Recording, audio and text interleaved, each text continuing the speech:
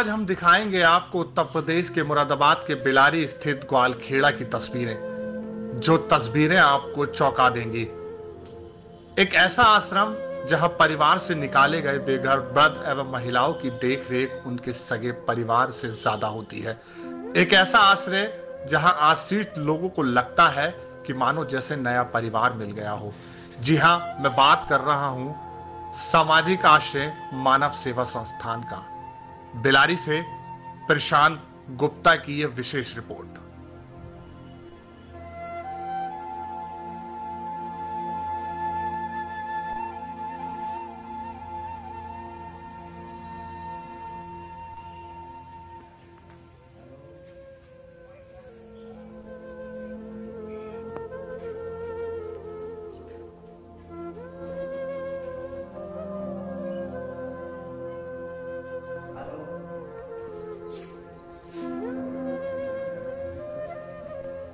आप यहाँ पर कब से हैं आश्रम में?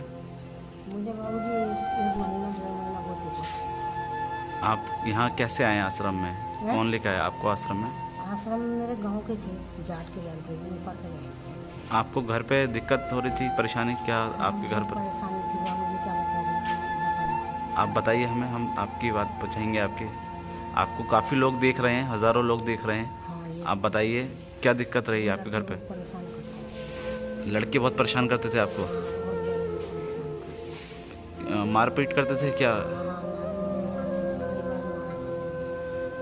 अच्छा, तो यहाँ आप आश्रम में आप रह रही हैं, लड़कों ने आपकी कभी सुध ली, आपकी जानकारी ली आपसे कि कैसे रह रही हैं मेरी माँ, कैसे?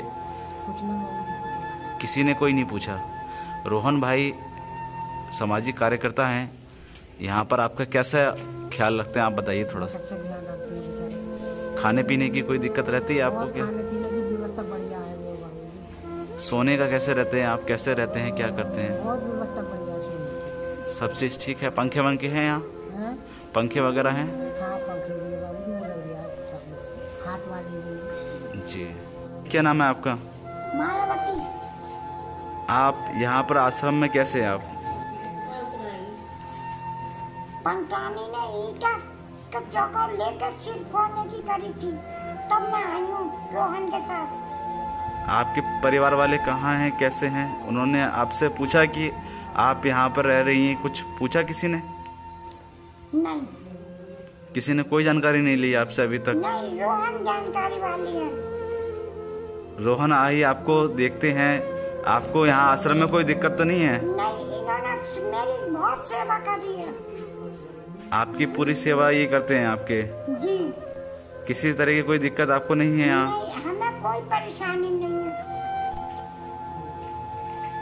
दुनिया से ही चले गए। मेरे पास तो खाली हाथ हूँ। एक मेरठ में लड़का, एक चंदोसी में लड़का और रामपुर मिलक वाला नए साल का लड़का 70 साल का नहीं है। मैं बैठी हूँ। आपकी उम्र कितनी है? 86 साल की। यहाँ की आप बढ़िया हैं तो दुनिया बढ़िया है। कोई दिक्कत तो नहीं है आपको? बिल्कुल नहीं। सही तरीके से सेवा हो रही है आपकी? बस अच्छा महसूस हो रहा है आपको? बहुत बढ़िया। आप बने रहेंगे तो सारी दुनिया सही है। समय से भोजन मिल रहा है आपको? तो क्या नाम है आपका? मेरा नाम पूरन सिंह सामाजिक। मैं अपने आप को पूरन सिंह मोरे लिखता हूँ। जी जी, अपने इस आश्रम के बारे में बताइए। आपने क्या आश्रम के लिए कैसे अपने सहयोग दिया? आश्रम के बारे में हम लोग कई साथी थे, रोहन, संजय जी और कई और साथी लड़के थे हमारे साथ के। तो एक विचार दिमाग में आया था, तो हमने सबसे पहले स्टार्टिंग बिलारी में किया था। तो बिलारी में बहुत कम जगह होने के कारण और बहुत बड़ी समस्या आती थी। और दूसरी समस्या एक और थी कि हम लोग शाम को घर आ जाते थे और रात में बहुत दिक्कत आती थी बुजुर्गों को सेवा करने के लिए। तो रोहन जी बोले भाई साहब बड़ी दिक्कत आती है, क्या करें? तो बहुत सोच समझ के हमने सोचा मैं चलो जगह की कमी पड़ी तो हमने जमीन के लिए कहा, मैं जमीन हम दे देते हैं, बाकी व्यवस्था तो खैर मिलकर कर ही लेंगे। फिर हम लोगों ने खाने बनाने की भी दिक्कत थी। घर से हम लोग खाना लेकर जाते थे, बुजुर्गों को बताएं, अपने घर से हमारी घरवाली बनाती थी और हम लेकर जाते थे डेली। और यही हमारे बन गया साहब समाज के आशीर्वाद से। इसमें सभी बिलारी क्षेत्रवासियों का ही सहयोग है और उनका मैं धन्यवाद देना चाहता हूँ। एक ज़मीन देना कोई बड़ी बात नहीं है, इसको सिंचाई करना बहुत बड़ी बात है, जिसमें रोहन जी ने मैं भूमि बनवाई है। घर में भी कोई ऐसी दिक्कत नहीं है। कुछ लोगों ने कहा कि ज़मीन दे दो, घर में झगड़ा हो जाएगा, तो मेरे जो माँ हैं और बाकी परिवार है, कोई किसी को इस चीज़ से कोई आपत्ति या दिक्कत नहीं है और सभी लोग इस चीज़ से खुश हैं। नमस्कार, मैं हूं प्रशांत गुप्ता। एचपी न्यूज़ पे आज हम कवरेज कर रहे हैं सामाजिक आश्रम की। ये एक ऐसा आश्रम है जहां पर बिलारी से ये जो 3 किलोमीटर दूर है लगभग, और यहाँ पर कई परिवार से बिछड़े हुए लोग, जिनको उनके परिवारों ने निकाल दिया या यूँ कहें परिवार ने छोड़ दिया, वो महिलाएं, वो वृद्ध यहाँ इस आश्रम में रह रहे हैं। उन सभी की जो केयर करते हैं वो यहाँ मेरे साथ रोहन सामाजिक जी हैं। मैं उनसे बात करूँगा, रोहन सामाजिक जी से, कि इन्होंने किस तरीके से आश्रम शुरू किया और कितने साल इस आश्रम को हो चुके हैं और क्या प्रोग्रेस की है। रोहन भाई जी, जय हिंद। सबसे पहले तो मैं धन्यवाद दूंगा एचपी न्यूज़ को कि आपकी टीम ने हमारे वृद्ध आश्रम को समाज में दिखाने के लिए एक प्रयास किया, तो आपके लिए बहुत बहुत धन्यवाद, आभार। सबसे पहले शुरुआत हमने बिलारी से करी थी और यहाँ पे 3 साल हुए हैं। तो बिलारी में 11/30 का एक हॉल था जो संजय सामाजिक जी द्वारा आश्रम के लिए मिला था 5 साल के लिए निःशुल्क। उसके बाद हमने जब वहाँ जगह कम पड़ने लगी और वहाँ दिक्कत काफ़ी सारी थी कि केयर, मतलब कोई जब जहाँ रहता है वहाँ एक अच्छे से केयर कर सकता है, लेकिन जहाँ दूरी हो वहाँ थोड़ा दिक्कत आती है। इसलिए ग्वारखेड़ा में इसको बनाने का निर्णय लिया, क्योंकि पूरन जी ने यहाँ पे ज़मीन देने का निर्णय स्वीकृत किया और इनके लिए धन्यवाद देता हूँ मैं। तो यहाँ पे जब बीड़ा उठाया तो किस तरह बनाया जाए, ये बड़ी समस्या थी। हाँ, तो इसी तरह बस धीरे धीरे करे काम। कितने यहाँ पर वृद्ध महिलाएं पुरुष रहते हैं यहाँ पर, आप बताइए ज़रा। जी, 6 तो महिलाएं हैं, बाकी 5 बुजुर्ग हैं हमारे, जो जेंट्स बुजुर्ग हैं। क्या आपको कोई सरकार से कोई इस आश्रम को कोई लाभ मिलता है, या अपने ही आप सहयोग से, या अपने जो आपके दोस्त हैं, परिवार के लोग हैं, परिचित लोग हैं, उनसे आपको सहयोग मिलता है? किस तरह के सहयोग से आपका ये आश्रम चल रहा है, बताइए। सरकार से कोई हमारा सहयोग नहीं है, बस समाज में एक सच्चाई के तौर पर ये आश्रम स्थापित है। लोगों को पता है कि ये सही तरीके से आश्रम चल रहा है और सही तरीके से ईमानदारी से यहाँ पे सेवा हो रही है। उसी के बल पे समाज में लोग सहयोग करते हैं, लोग अपना जन्मदिन मनाने आते हैं और जिसको ये ओकेज़न होता है उनके घर पे तो यहाँ पे खाना भिजवाते हैं, और नहीं होता है तो हम करते हैं अपने पास से, उसमें कोई दिक्कत नहीं। सरकार से कोई मदद नहीं मिलती है।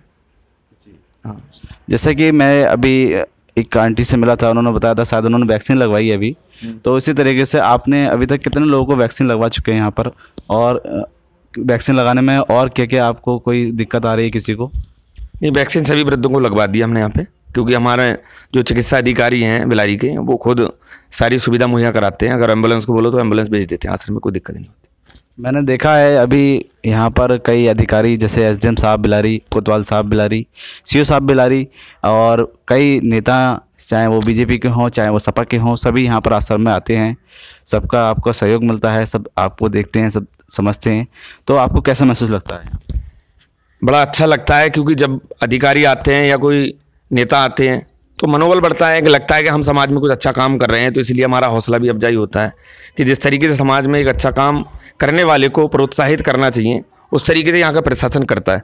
और मेरा प्रयास रहता है कि जो भी एसडीएम, जो भी सीओ, जो भी यहाँ के प्रशासनिक अधिकारी हैं, उनसे जाके संपर्क करके उनको आश्रय में रह रही व्यवस्था और चल रही व्यवस्था के बारे में बताया जाए कि भाई हमारे यहाँ ऐसी व्यवस्था है और हम निःशुल्क बुजुर्गों की सेवा कर रहे हैं। कोई सरकार से हमारी मदद नहीं है, हम अपने दम पे और समाज के दम पे इस आश्रय को बढ़िया तरीके से मुहैया सुविधा करा रहे हैं यहाँ पे।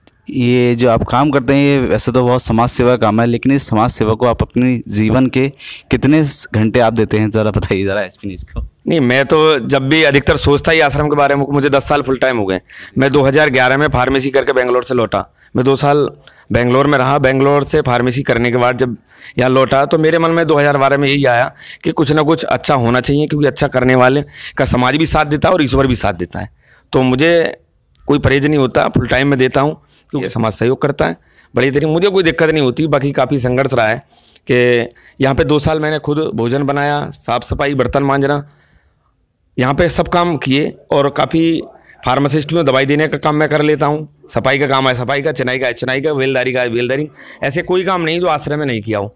तो आदमी के अंदर एक सामर्थ्य होनी चाहिए और एक आदमी के अंदर ऊर्जा होनी चाहिए, तो सात्विक कर्मों को करने के लिए उसके अंदर कोई भी निगेटिव, कोई भी गलत संदेश अंदर ना आए, उसको सही संदेश के बदले समाज में एक संदेश सही पहुँचे, उसके लिए एक सेवा भाव है, जिससे समाज में और भी लोग उसकी प्रेरणा लेके और भी अच्छा काम करें कि भाई समाज में अगर अच्छा काम करोगे तो कहीं ना कहीं समाज में भी इज्जत मिलेगी और ईश्वर के यहाँ भी।